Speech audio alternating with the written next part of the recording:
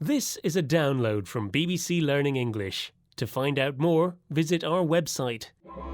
6 Minute English. From BBC Learning English. Hello, this is 6 Minute English. I'm Rob, and joining me to do this is Sam. Hello. In this programme, we're talking about robots.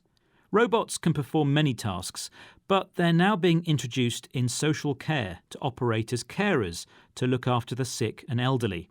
We'll be discussing the positive and negative issues around this, but first, let's set you a question to answer, Sam. Are you ready for this? Fire away. Do you know in which year was the first commercial robot built? Was it in A, 1944, B, 1954, or C, 1964? They're not brand new inventions, so I'll go for 1954. OK, well, I'll tell you if you're right or wrong at the end of the programme. So let's talk more about robots, and specifically ones that are designed to care for people. Traditionally, it's humans working as nurses or carers who take care of elderly people, those people who are too old or too unwell to look after themselves. But finding enough carers to look after people is a problem. There are more people needing care than there are people who can help. And recently in the UK, the government announced a £34 million fund to help develop robots to look after us in our later years. Well, robot carers are being developed, but can they really learn enough empathy to take care of the elderly and unwell?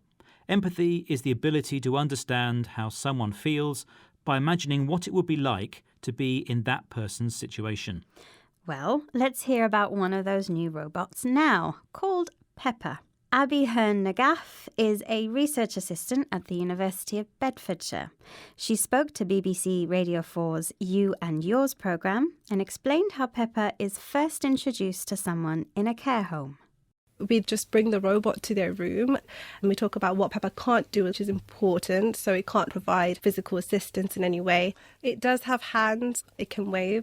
When you ask for privacy, it does turn around and sort of cover its eyes with its hands, but that's the most it does. It doesn't grip anything, it doesn't move anything, because we're more interested to see how it works as a companion, having something there to talk to converse with, to interact with.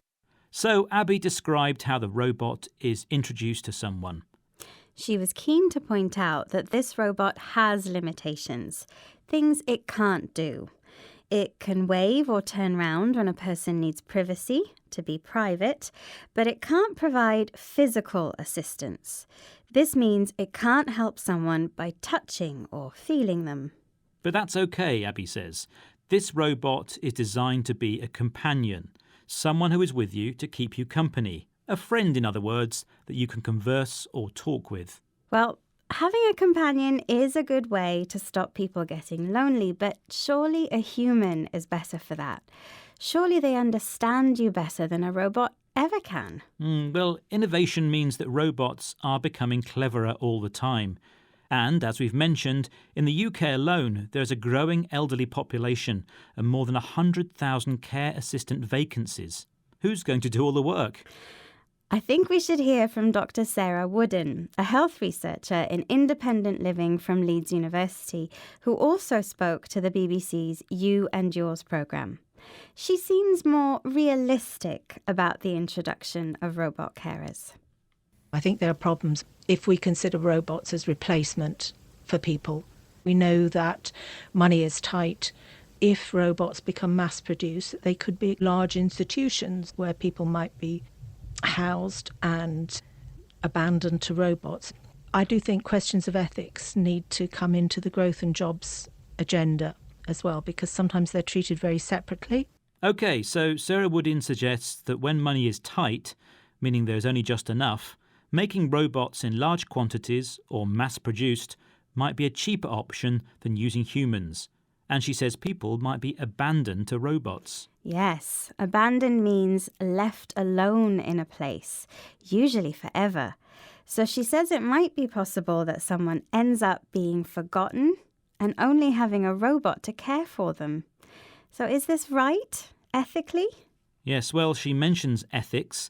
That's what is morally right, and that needs to be considered as part of the jobs agenda.